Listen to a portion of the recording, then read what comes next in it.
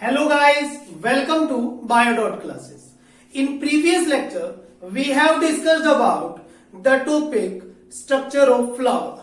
It means we studied the main basic structure of flower parts and their units. क्या क्या flower parts थे, उनके roles को क्या बोलते थे, वो सारी चीजें हमने पिछले लेक्चर में क्लियर कर ली थी.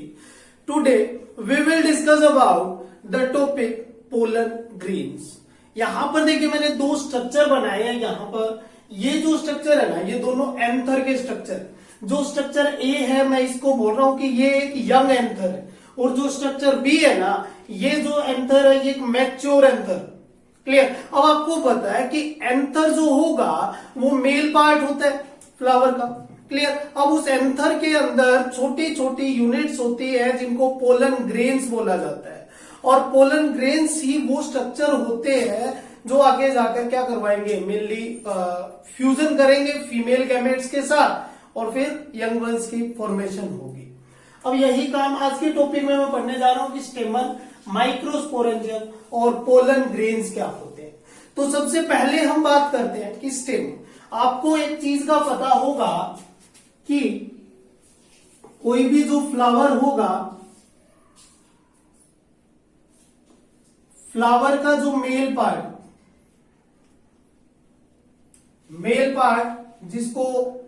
जिसकी यूनिट को क्या बोला जाएगा, एंड्रोसियम. अब एंड्रोसियम के अंदर जब हमने फ्लावर का स्ट्रक्चर किया था तो क्या था, उसमें मैंने आप लोगों को यह चीज बताई थी कि एंड्रोसियम के मेन दो पार्ट होते हैं. एक तो स्टाल्क लाइक स्ट्रक्चर जिसको फिलामेंट बोला जाता है, और एक दूसरा मैंने बताया था आपको एंथर जो अटैच होता है फिलामेंट के साथ. अब देखिए मैं यहां पर एक स्ट्रक्चर ले रहा हूं. मैं बोल रहा हूं कि ये एक स्टाल्क लाइक स्ट्रक्चर जिसको आपने क्या बोल दिया, फिलामेंट. क्लियर. अब इस फिलामेंट के ऊपर क्या होगा, एक स्ट्रक्चर प्रेजेंट होगा, बाइलोब स्ट्रक्चर,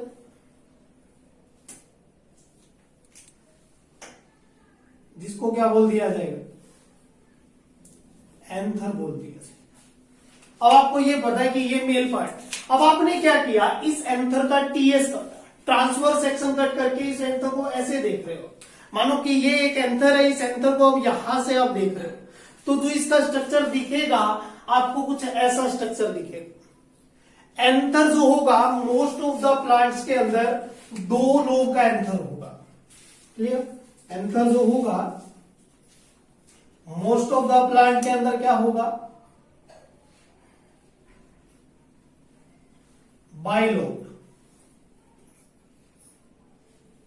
यानी कि दो लोब होंगी एंथर की. एक सिंगल लोब ये रही, एक लोब ये रही. या यहां पर इस डायग्राम में मैं बोल रहा हूं कि एक लोब तो ये है और एक लोब ये है. अब इस एक लोब के अंदर, यानी बाइलोब स्ट्रक्चर है, मैं बाइलोब स्ट्रक्चर के अंदर आपको क्या बोल रहा हूं कि यहां पर देखिए एक बार यंग एंथर का स्ट्रक्चर समझेंगे. देखिए मैं एक चीज बता रहा हूं कि आपको यहां पर ये आउटर लेयर दिख रही, इस आउटर लेयर को आपने बोल दिया एपिडर्मिस. क्लियर. इसको क्या बोल दिया आपने, एपिडर्मिस. अब इस एपिडर्मिस के बाद सेकंड जो रेड कलर की जो सेल्स वाली लेयर आपको दिख रही है चारों तरफ, इसको बोल दिया एंडोथीसियम. हर एक वॉल का अपना अपना फंक्शन होता है, और उनके क्या फंक्शन है, जैसे जैसे चैप्टर में से गो थ्रू होते चलेंगे वैसे वैसे हम इनके फंक्शंस को भी करते चलेंगे. तो मेन देखिए मैंने बोला इसको एंडोथीसियम. थर्ड जो ये ब्लू कलर की लेयर आपको दिख रही है, 1 2 3 यानी 4 सेल्स तक भी लेयर हो सकती है ये, जिसको मिडल लेयर बोला जाता है. इसका भी अपना एक फंक्शन होगा. मिडल लेयर के बाद फिर आपको ये ग्रीन कलर का जो ये स्ट्रक्चर दिख रहा है, ये वाली लेयर, इसको बोल दिया जाता है टेपेटम. और टेपेटम का अपना एक इंपॉर्टेंट फंक्शन होता है. और उसके बाद में फिर आपको क्या दिख रही है, आपको फिर यहां पर कुछ स्पोरेंजियस सेल्स दिख रही है. अब एक चीज मैं बताऊं आपको, जो दो लोब होते हैं ना एंथर की, एक लोब के अंदर दो माइक्रोस्पोरेंजिया होते हैं. देखिए मैं सिंपल बोल रहा हूं कि जो लोब होंगी एंथर की, एक लोब के अंदर दो माइक्रोस्पोरेंजिया होंगे.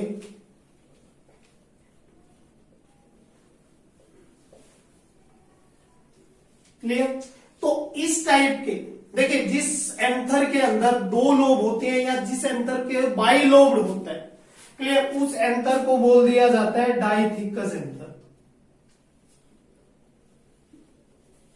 उस एंथर को क्या बोल दिया जाता है?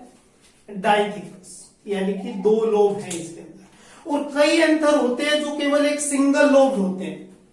कई एंथर जो होंगे, मैं बोल रहा हूं कि उसमें एक ही लोब मिलेगी और उस एक लोब के अंदर दो माइक्रोस्पोरेंजिया होंगे, यानी कि देखिए अब इसको डाइथिकस कंडीशन हो गई, क्लियर। और इसके अंदर माइक्रोस्पोरेंजिया कितने? 4 माइक्रोस्पोरेंजिया।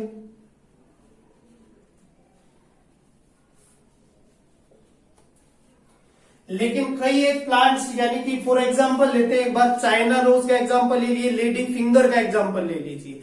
ये जो एग्जांपल है, इन प्लांट्स के अंदर जो इनके एंथर होते हैं वो एंथर सिंगल लोब्ड मिलते हैं।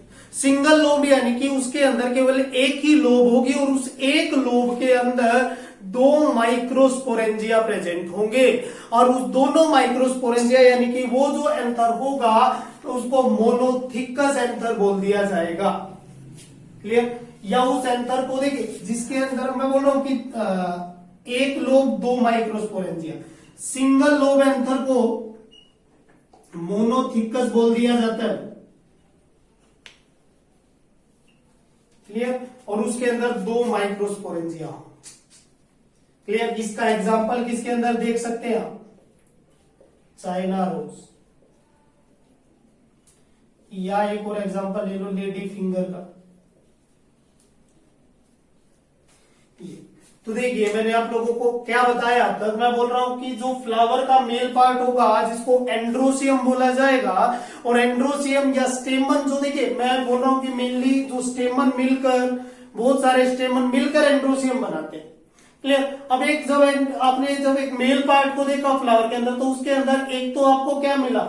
फिलामेंट मिला, और एक आपको क्या मिला? एंथर मिला। अब ये जो फिलामेंट है ये तो स्टाल्क हो गई, इसका डायरेक्टली मतलब रिप्रोडक्शन में कोई रोल नहीं होता, ये केवल होल्ड करके रखती है एंथर को। फिर मैंने बोला कि एक एंथर होता है, एंथर की दो लोब होती है मिलनी, और दो लोब एंथर जिसको क्या बोला जाता है भाई? बाइलोब। बाइलोब यानी डाइथिकस कंडीशन। डाइथिकस कंडीशन यानी कि एक सिंगल लोब के अंदर दो माइक्रोस्पोरेंजिया होते हैं, या माइक्रोस्पोरेंजिया को आप एक और नाम दे सकते हैं पोलन सेक, क्लियर। जो ये मानो कि यहां पर आ जाओ, देखो ये जो फ्री स्पेस दिख रहा है ये सारा जिसके अंदर ये पोलन ग्रेन प्रेजेंट है, जिसको क्या बोल दिया? पोलन सेक, या माइक्रोस्पोरेंजिया बोल दो या पोलन सेक बोल दो इनको। तो एक लोब के अंदर दो पोलन सेक प्रेजेंट होते हैं। अब कई प्लांट्स जो होते हैं ना उसके अंदर केवल सिंगल लोब होती है। अब सिंगल लोब यानी कि एक लोब के अंदर दो माइक्रोस्पोरेंजिया या दो पोलन सेक, क्लियर। अब उन दो पोलन सेक वाले माइक्रोस्पोरेंजिया को क्या बोल दिया जाएगा? Monothecous condition.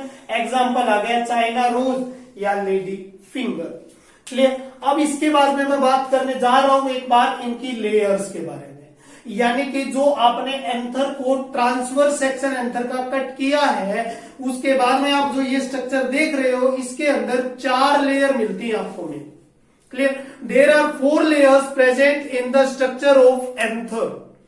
अब वो लेयर कौन सी है, यानी कि कौन सी सेल्स मिलकर वो लेयर बना रही है, एक बार ये चीजें डिस्कस करेंगे।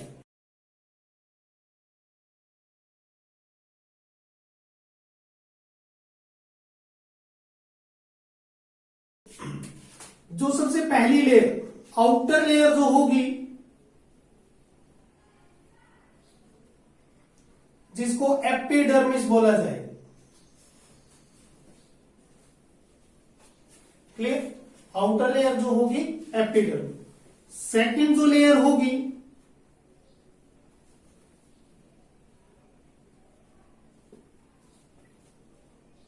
जिसको एंडोथीसियम बोला जाएगा। थर्ड जो लेयर होगी जिसको मिडल लेयर बोला जाए,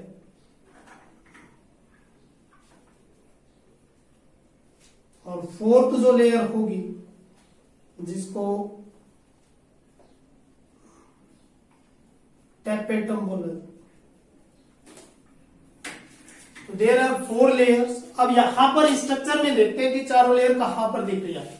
देखिए जो मैं ये स्ट्रक्चर बोल रहा हूं आउटर लेयर, जो क्लियर, जो ये आउटर लेयर आपको दिख रही है इसको एपिडर्मिस बोल दिया जाता है। अब एपिडर्मिस का कोई ना कोई तो काम होगा। सबसे पहले एपिडर्मिस का रोल देखते हैं क्या होगा। एपिडर्मिस इसको प्रोटेक्शन प्रोवाइड करवाता है। क्या करवाता है इसको? प्रोटेक्शन प्रोवाइड करवाता है। Just epidermis, just below the epidermis there is another layer present called endothecium. Endothecium layer present होंगी जस्ट बिलो द एपिडर्मिस। अब एंडोथीसियम भी अपना एक फंक्शन परफॉर्म कर रही है। एंडोथीसियम जो है ना वो डेहिसेंस में हेल्प करवाती है। Dehiscence of anther. अब देखिए यहां पर एक कंफ्यूजन क्रिएट कर रहे हैं। मैं बोल रहा हूं कि डेहिसेंस क्या होता है, तो डेहिसेंस का मतलब होगा ब्रस्ट होना एंथर का, क्योंकि एंथर जब ब्रस्ट होगा तभी तो पोलन ग्रेन उससे बाहर निकलेंगे। क्लियर? तो देखिए मैं एक चीज बता रहा हूं आपको, एक रीजन बता रहा हूं जहां से क्या होगा आपका एंथर जो होगा वो क्या होगा, डेहिसेंस होगा एंथर का, या ब्रस्ट होगा वहां से। देखिए जो आपको ये डिप्लीशन दिख रही है यहां पर भी और यहां पर भी। क्लियर? इस रीजन को देखिए मैं बोल रहा हूं क्या होता है, ये रीजन एक स्टोमियम रीजन होता है। अब वो कैसे हेल्प करवाता है वो चीजें बाद में जस्ट इससे नेक्स्ट टॉपिक में क्लियर करने जा रहे हैं। तो मेन एक चीज है कि मैं बोल रहा हूं कि ये क्या करवाता है, डेहिसेंस ऑफ एंथर, यानी कि जो एंडोथीसियम जो लेयर है ना, ये रेड कलर वाली जो आपको लेयर दिख रही है सारी की सारी, ये क्या करवाती है, ये एंथर को ब्रस्ट करने में हेल्प करवाती है, डेहिसेंस में हेल्प करवाती है। और डेहिसेंस होगा तो पोलन ग्रेन्स जो होंगे वो क्या हो जाएंगे, बाहर निकल जाएंगे। किससे? एंथर से। जस्ट अब मैं बात कर रहा हूं मिडल लेयर। मिडल लेयर जो होगी कोई एक सिंगल लेयर नहीं है। मिडल लेयर 1 to 4 लेयर्स हो सकती है सेल की। देखिए मैंने यहाँ पर ब्लू कलर से आपको एक बार दिखाया है कि 1 और 2 यानी 2 लेयर यहां पर दिख रही है, और इन दोनों लेयर को क्या बोला जाता है, मिडल लेयर बोला जाता है। अब मिडल लेयर का अपना एक फंक्शन होता है। मिडल लेयर यानी कि क्या करवाएगी, मिडल लेयर मेनली एंडोथीसियम वाला काम भी करवा रही है थोड़ा सा, यानी कि डेहिसेंस में भी हेल्प करवा रही है और आगे फिर क्या करवा रही है, प्रोटेक्शन में भी हेल्प करवा रही है। क्लियर? उसके बाद में एक लास्ट और इंपोर्टेंट लेयर आती है टेपेटम। टेपेटम यानी कि जो ये ग्रीन कलर की आपको लेयर दिख रही है इसको मैं टेपेटम बोल रहा हूं। और टेपेटम लेयर का काम क्या होगा, ये नरिशमेंट प्रोवाइड करवाएगी।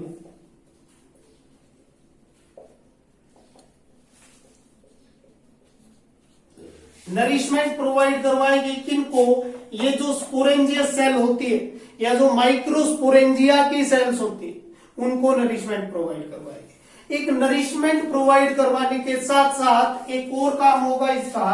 देखिए ये एक एंजाइम रिलीज करती है जिस एंजाइम का नाम है कैलेज एंजाइम।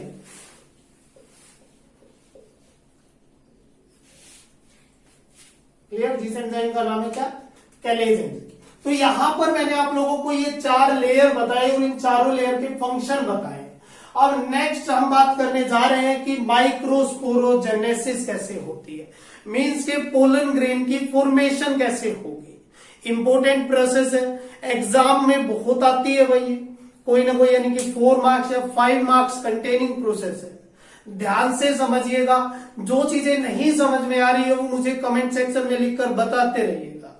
ठीक है? अब देखिए मैं बात करने जा रहा हूं किसकी, एक प्रोसेस जिसका नाम है माइक्रोस्पोरेंजियम या माइक्रोस्पोरोजेनेसिस।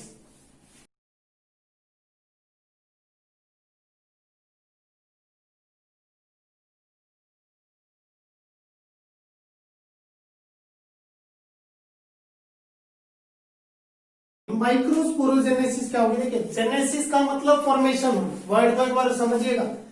जेनेसिस का मीन्स क्या होता है, फॉर्मेशन होना। माइक्रोस्पोरो यानी माइक्रोस्पोर की फॉर्मेशन होना। Clear? It is the process in which the formation of microspore, clear, from microspore mother cell through meiosis. Clear? यानी कि क्या होगा, मैं बोल रहा हूं कि माइक्रोस्पोर की फॉर्मेशन होना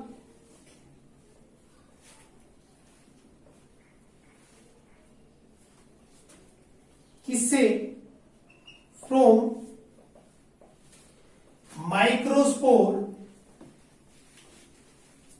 मदर सेल से, जिसको MMC भी बोला जाता है, या इसी का दूसरा नाम है पोलन मदर सेल।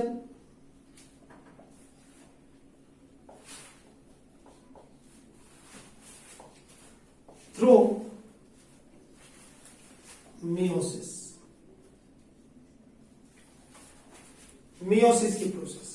अब देखिए एक बार समझते हैं, यहां पर आइए, मैं बोल रहा हूं कि जो ये सेल्स आपको दिख रही है, ये वाली, इन सेल्स को स्पोरोजीनस सेल्स बोला जाता है। क्लियर? ये सेल्स जो है ये कहां पर प्रेजेंट है? पोलन सैक या माइक्रोस्पोरेंजिया के अंदर। अब मैं बोल रहा हूं कि इन सेल्स के अंदर, यानी कि इनमें से कुछ एक सेल्स के अंदर क्या होगी? एक स्पेशल प्रॉपर्टी होगी जिसको या वो सेल्स क्या बन जाएंगी? माइक्रोस्पोर मदर सेल की तरह एक्ट करेंगे। क्लियर? जो स्पोरोजीनस सेल्स हैं ये किसकी तरह एक्ट करेंगी? माइक्रोस्पोर मदर सेल की तरह एक्ट करेंगे। क्लियर? अब माइक्रोस्पोर मदर सेल्स के अंदर क्या होगा? मियोसिस होगी। देखिए मियोसिस 2 स्टेप में पूरी होती है। मियोसिस 1 हुई, ये 2 माइक्रोस्पोर मदर सेल बन गई।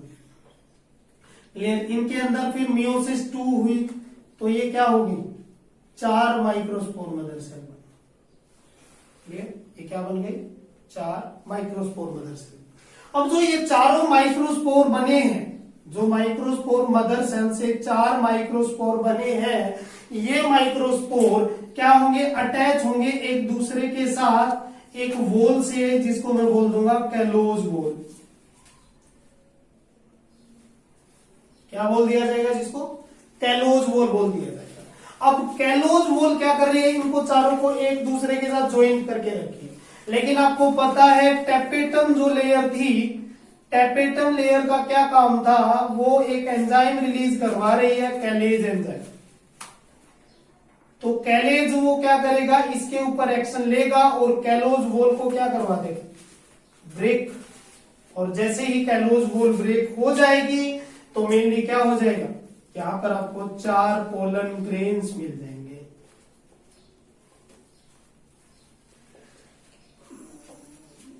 क्लियर? ये प्रोसेस ऐसे होती है। देखिए मैंने क्या बताया, microsporogenesis is a process in which the formation of microspore from microspore mother cell और pollen mother cell through meiosis. Meiosis की प्रोसेस से माइक्रोस्पोर की फॉर्मेशन हो जाना माइक्रोस्पोर मदर सेल की हेल्प से।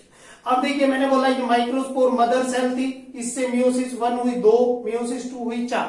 चारों माइक्रोस्पोर जो बने हैं उनके वो कैलोज वॉल से अटैच है एक दूसरे के साथ। कैलोज वॉल के ऊपर कैलेज एंजाइम एक्शन लेगा और कैलेज एंजाइम क्या कर देगा? कैलोज वॉल को ब्रेक। और जब वो ब्रेक हो जाएगी तो चारों जो माइक्रोस्पोर वो अलग अलग हो जाएंगे, जिनको आप पोलन ग्रेन्स बोल रहे हैं। अब एक लास्ट टॉपिक देखिए आज का, मैं एक सिंपल सी बात बता रहा हूं। एक लास्ट टॉपिक आता है डेहिसेंस ऑफ एंथर, यानी कि एंथर का डेहिसेंस कैसे होगा। देखिए ये तो एक यंग एंथर बताया मैंने आपको, ये जो डायग्राम है ये एक यंग एंथर का होता है। एक छोटी सी चीज इसमें एक और बता देता हूं मैं, जो ये एक लोब होती है दूसरी लोब के साथ अटैच होती है with the help of connective tissue. Clear? इन दोनों के बीच में क्या होता है? कनेक्टिव टिश्यू प्रेजेंट होते हैं। आई बात समझ? अब फिर मैंने आप लोगों को देखिए ये जो स्ट्रक्चर है ना, ये स्ट्रक्चर किसका है? एक मैच्योर एंथर का स्ट्रक्चर। अब इस मैच्योर एंथर के अंदर डेहिसेंस कैसे होगा ये चीज देखते हैं।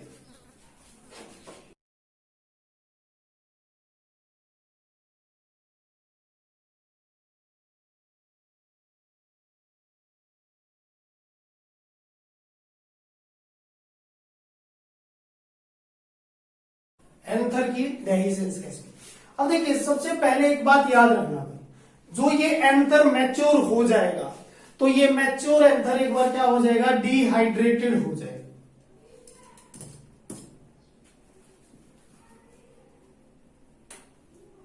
मैच्योर एंथर जो है मैं बता रहा हूं क्या होगा? डिहाइड्रेटेड हो जाएगा। एक बार समझिए, जो जब ये डिहाइड्रेटेड हो जाएगा ना तो इसकी जो अदर सेल्स है, जैसे मिडिल लेयर की सेल्स हो गई, टेपेटम की सेल्स हो गई, वो क्या होने लग जाती है? डिजनरेट होने लग जाती है।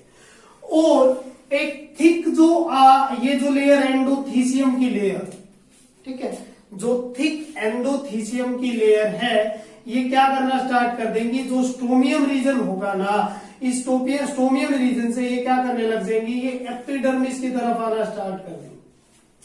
समझ रहा है एक बात, देखिए क्या बता रहा हूं, जो स्टोमियम रीजन होता है, इस स्टोमियम रीजन ऐसा रीजन होता है जहां से डेहिसेंस होगा। और वो डेहिसेंस कैसे होगा कि जो ये लेयर है ना, यानी कौन सी लेयर, एंडोथीसियम की लेयर की जो सेल्स है वो सेल्स क्या कर जाएंगी, यानी कि एपिडर्मिस सेल्स के अंदर जाना स्टार्ट कर देंगी। क्लियर, यानी कि अब ये क्या हो जाएगा, ये रीजन यहां से थिक हो जाएगा और जैसे ही ये रीजन यहां से थिक होगा यहां से यानी कि एंथर का क्या हो जाएगा, मेनली डेहिसेंस हो जाएगा। तो देखिए मैंने क्या बताया, डिहाइड्रेटेड जो एंथर होगा, डिहाइड्रेटेड एंथर के अंदर जो एंडोथीसियम सेल्स हैं वो क्या होने लग जाएंगी, एपिडर्मिस की तरफ आना स्टार्ट कर देंगी। एपिडर्मिस सेल्स, और फिर यहां से लेयर जो है वो थिन लेयर बन जाएगी और जैसे ही थिन लेयर बन जाएगी वहां से क्या हो जाएगा, ब्रस्ट हो जाएगा वो पोलन ग्रेन या एंथर। क्लियर, और जैसे ही एंथर ब्रस्ट होगा यहां से पोलन ग्रेन बाहर आना स्टार्ट कर देंगे। समझ में आई बात, ये डेहिसेंस होता है एंथर का, यानी सबसे पहले मैच्योर एंथर डिहाइड्रेटेड होगा, डिहाइड्रेटेड होकर एंडोथीसियम की जो सेल्स होंगी वो मूव करेंगी एपिडर्मिस की तरफ और एपिडर्मिस जो होगा वो थिन लेयर में बदल जाएगा और फिर ब्रस्ट हो जाएगा। तो ये प्रोसेस होती है डेहिसेंस ऑफ एंथर। यहां पर भी मैंने आप लोगों को क्या बताया है मेनली कि डीजनरेटिव मिडल लेयर डीजनरेट होने लग जाएगी, पोलन ग्रेन ये है स्टोमियम लेयर से क्या हो जाएगा, ब्रस्ट हो जाएगा, डेहिसेंस हो जाएगा। तो ये दोनों डायग्राम को अच्छे से एक बार देख लेना, स्क्रीनशॉट ले लेना इनका, और यहां तक जो लेक्चर हो इसमें अगर कोई डाउट आ रहा है वो मुझे कमेंट सेक्शन में लिखकर जरूर बताएं। साथ ही वीडियो को लाइक करें, शेयर करें, चैनल को सब्सक्राइब करें। आप मुझे फॉलो कर सकते हैं टेलीग्राम ग्रुप पर भी, जिसका लिंक डिस्क्रिप्शन में है। Thank you.